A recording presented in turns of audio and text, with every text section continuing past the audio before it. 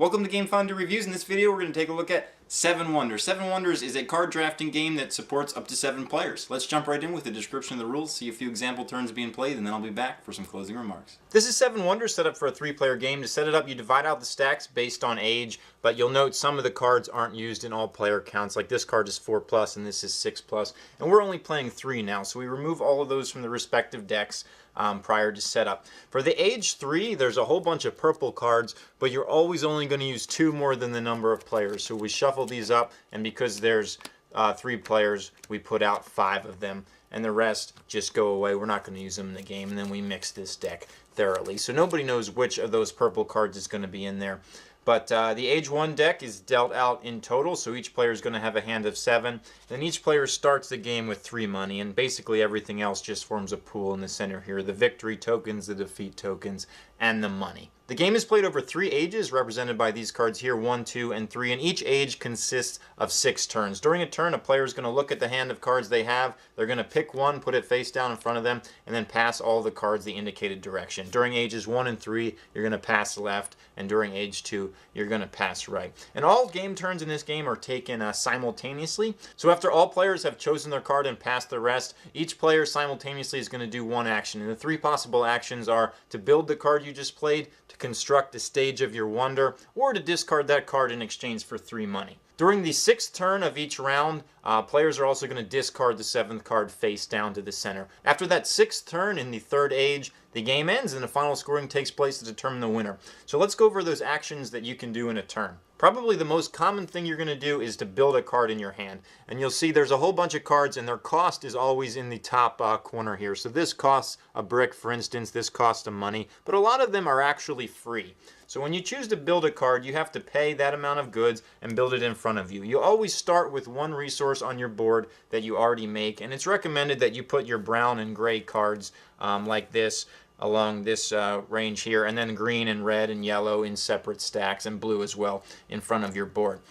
You also have to note that you can only build one card of each name. So if I built this and I wanted to build another lumber yard, I would not be able to do so. I can only have one lumber yard. Sometimes you'll want to build a card that you don't have enough resources to build, like this brick. In this case, you can actually buy a brick from your neighbors if they produce it. Unfortunately, at this time, neither of them do, but to do so, you just pay 2 money to that neighbor and you take that resource. They still get to use it for themselves, and resources are never exhausted in this game. They refresh each turn. But you do that, you pay the 2, and then you would be able to build that. It's important to note that you can only buy resources from brown or gray cards or the space they already start with. You cannot buy from yellow places they have that may produce goods, or from the wonders, because some wonders like this one over here produce goods, but unfortunately those cannot be purchased by a neighbor. There's also some structures like this one here that allow you to build later buildings for free. So it says right on this one, the courthouse or the library. So if I already have the scriptorium in front of me, and then in a later turn it's actually age 2, if one of these cards is in my hand, I can build them for free, even if I can't pay the resource cost, because I have the prerequisite, the scriptorium. And that's actually noted on this card as well. So this one will say scriptorium up here, and then down here it tells you what future things you can build for free by building that card. So the next thing you can do with the card, instead of building that card itself, is you can put it face down and build the corresponding stage of your wonder. You always have to build your wonders from left to right, so you'd have to do it in this order if you have this wonder here. And the cost of the wonder is on the wonder. So this one here was 2 stone, this one is 2 lumber, and it works exactly the same as building a building. You have to have those resources or be able to buy them from your neighbors.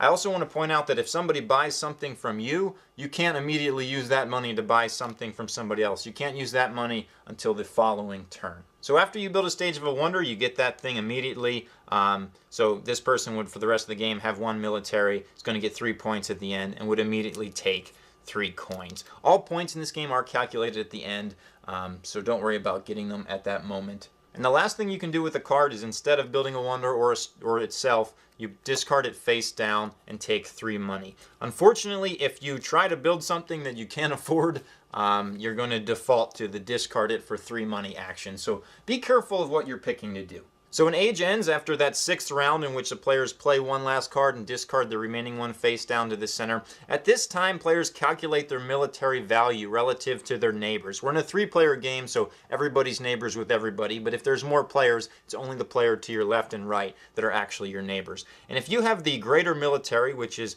these symbols, by the way, added from your red cards and from your wonders if they provide them, you take the corresponding victory token. So in the first round of the game, age 1, the victory is worth 1 point. In 2, it'll be 3. And then in each victory in age 3 is a big 5 points. So you'll take the corresponding token, and whoever's defeated takes the -1 token. So you can potentially get 2 -1s in one turn if both your left and right neighbors defeat you.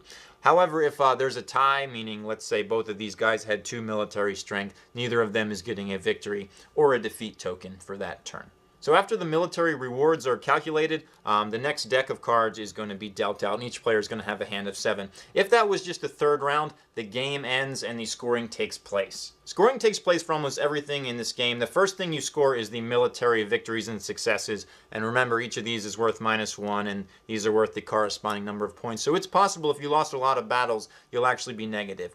Next, you get points for your coins. Every 3 coins you have left on your board at the end of the game is 1 point. Also, some wonders are worth points at the end of the game, only if they're built, and it's totally optional to build your wonders. People can win this game without ever touching their wonder whatsoever. Next is blue cards, and blue cards always give victory points. So here's an example of a blue card. When that's built in front of you, at the end of the game, it's going to be worth that many points. That's all that blue cards do, is award points. Next is science, which is the green cards, and these actually score points in 2 different ways. For each of the same type of symbol you have, you get that many points squared. So this player would get 9, because this is 3 times 3, plus 4, plus 1. This is 2 times 2, and that's 1 times 1. But for each set of all 3 symbols, you get 7 points. So this player would get 9 for 3 of the same, 4, so that's 13, plus 1 is 14, plus 7, because they have 1 set of the same, so that's 21. Had they had 1 more of this type, they would have gotten points for another set. So science can be worth a lot of points if you collect it. And next there's yellow. Yellow doesn't give any points until the 3rd age, but some of the early effects tend to make it cheaper to buy things from your neighbors. Like, for instance, you could buy these 3 goods for only 1 coin instead of 2. But some of the yellows at the end of the game, like this one, gives you 1 point for every stage of a wonder that's built. And all the icons in this game, there's actually no text on cards. It's all based on icons, but the rulebook has a very thorough description of what they are. So if you're confused, there's a little cheat sheet to help you out. And lastly are those guild cards, or those purple cards that only come out in age 3. And they award points typically based on what your neighbors are doing. So for every brown card your left and right neighbor has, you would get 1 point. And these can be very, very, very powerful. So that's it. At the end of the game, whoever has the most points is the winner. So let's get going with this example playthrough. So each player looks at their hand of cards, picks one, puts it face down in front of them, and passes the rest. So this guy is going to put this one down, and he's going to pass left. The players don't get to look at them until they've made their own selection, of course. So they're all going to pick their card and pass the remaining. So everybody's picked their card, so everybody does what they're going to do simultaneously.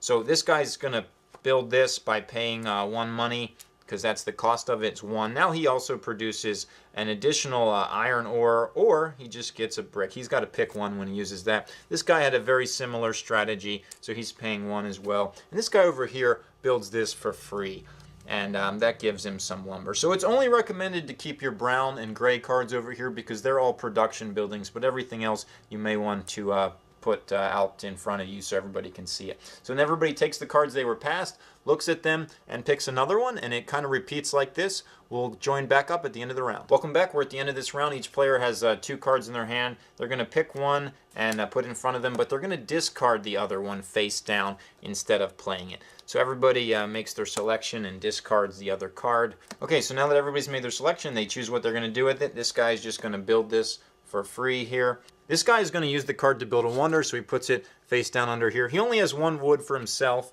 but he buys the other wood from this guy over here. Even though this guy produces a wood here, he can't buy this one because that's on his wonder. Remember, you can only buy from gray or brown cards, including the starting space on each board. So he immediately gets 4 money for doing so, because that's what that stage of the wonder produces. And lastly is this guy. He has a brick, so he's just going to build this guard tower by paying that brick. So now that the round is over, we calculate the military value of each person along with their neighbors. So this guy defeats this guy, so he takes a victory token, and this guy takes a defeat token, and this guy loses to this guy. So he's defeated here, but this guy wins because his military strength is 2 and his is only 1. So he also defeats this guy whose military strength is 0. So then we deal out the cards for age 2, and the game proceeds. We'll be back at the end for final scoring. Welcome back. It's now the end of the game. The third age has just ended, so now we tally up the scores. We're going to start with this player here, and they get points and lose points for all their plus and minus markers from their military. So they have 10, 13, 15, and they give you nice little score pads like this to record your results on. So we're going to give him a 15 in that area. He has no minuses, so he doesn't lose any, and then he gets 1 point for every 3 coins. So that's 1, 2, 3, 4, 5, 6, 7, 8 more points there. Then if he constructed any stages of a wonder that are worth points, he gets those points, and he did. This third stage over here was worth 7. So he picks up 7 points because he built it. If he didn't build it, he wouldn't have got any for it. Blue cards he has over here.